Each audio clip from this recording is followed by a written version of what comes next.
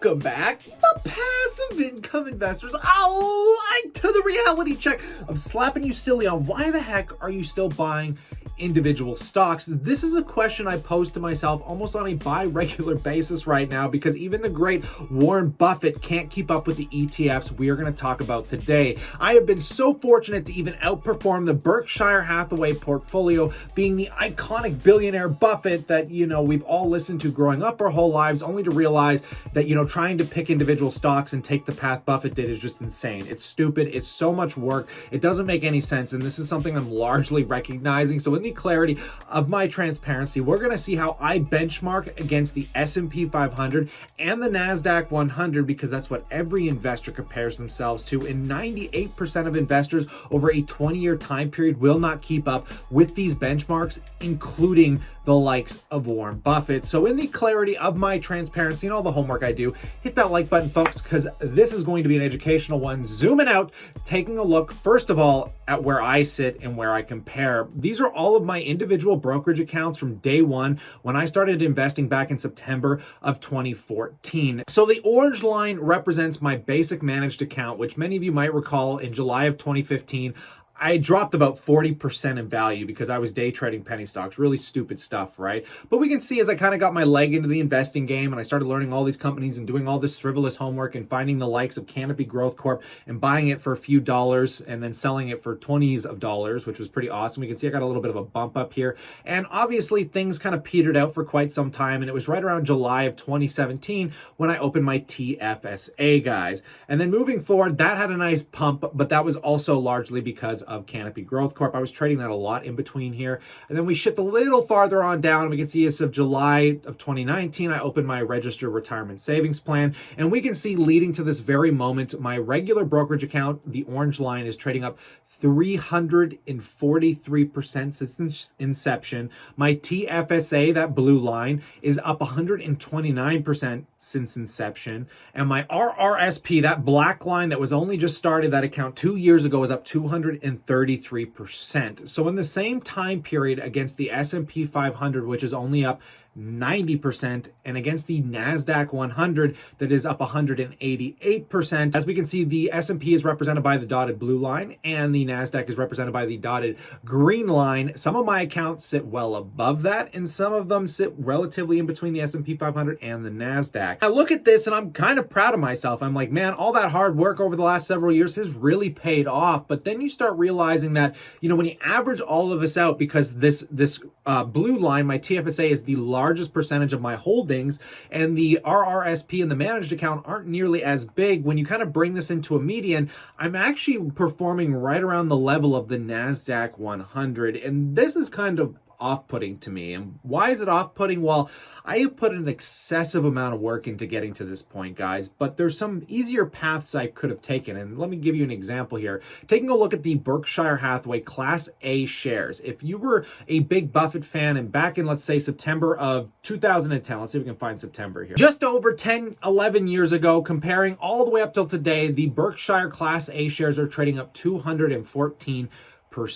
Really not that bad year to date. And still you start comparing it to the benchmarks, which in the ETF realm would be the VOO, the Vanguard S&P 500 index, which from the same time period from, September of 2010 till today is trading up 260%. And the QQQ Invesco ETF representing the NASDAQ 100 from 2010 is actually trading up 602%.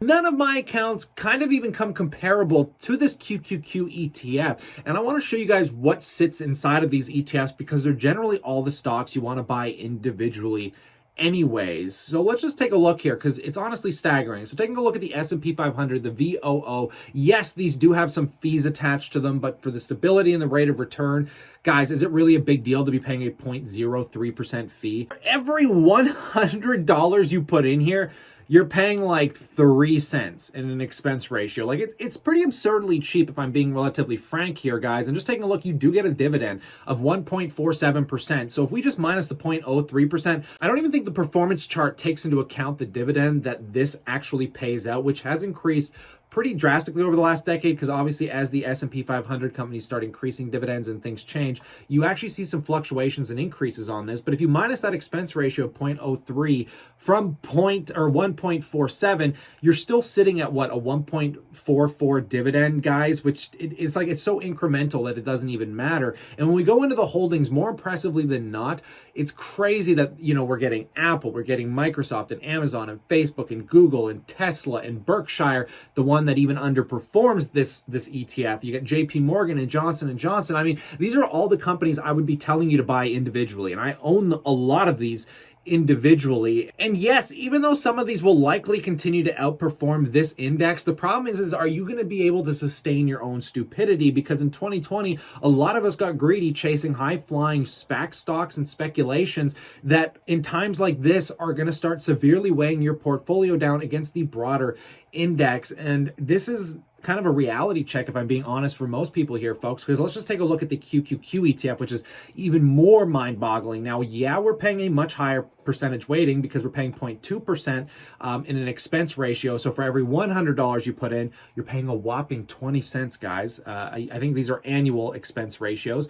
And again, the dividend yield is 0.55. So minusing out the 0.2, we're getting about a 0.35% dividend yield. Yeah, not nearly as fun as the S&P 500 VOO. But however, when we look at the performance of this being up 600% in the last decade, it's, you know, 3x what the Vanguard has done. But nonetheless, getting into the holdings here, this is really interesting to me because it's literally mostly the same stocks. However, it's the same stocks, but much higher weighted. So we can take a look here and actually just doing a side-by-side comparison. We can see in this fund, Apple makes up 11.19%, but in the VOO, it only makes up 6.02%. So everything's kind of doubled up. We can see Microsoft is 9%, Amazon is 8%. In this, Microsoft is 5%, Amazon is 4%.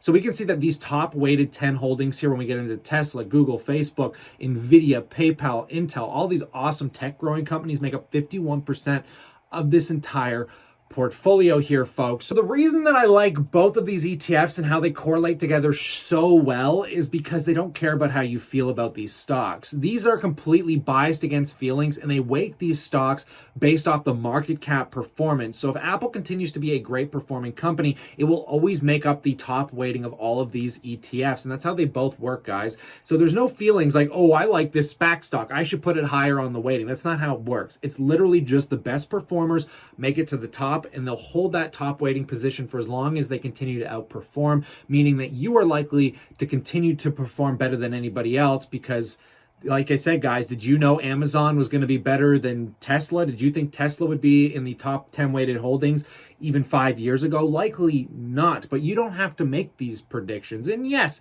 you could do what I have done and try and pick individual companies, like I've had success with Canopy, with Tesla, with MindMed, with all of these fun speculative stocks, leading me to feel good about where I'm at. But at the same time, when you recognize I could have done zero homework, I could have done 10 times less involvement in my portfolio, bought these weighted indexes and maybe just did a 50-50 split between, you know, QQQ and VOO, and my weighted performance still would have outperformed Buffett and 99% of investment managers out there.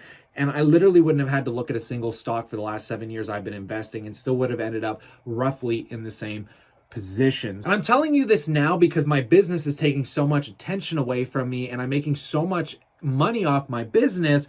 I don't have that much time to focus on stocks like I used to. And I like my dividend stocks because I can check on them much more infrequently than I have to on a MindMed or a Tesla, because I'll be a lot more concerned about where they're going in the future based off current valuations, where I feel like I'm getting more value out of my business. So I'm thinking about, once my corporate accounts are fully functioning, guys, I'm just going to start allocating all this new money into these ETFs because it also puts me in a much more secure place as I head into my 30s.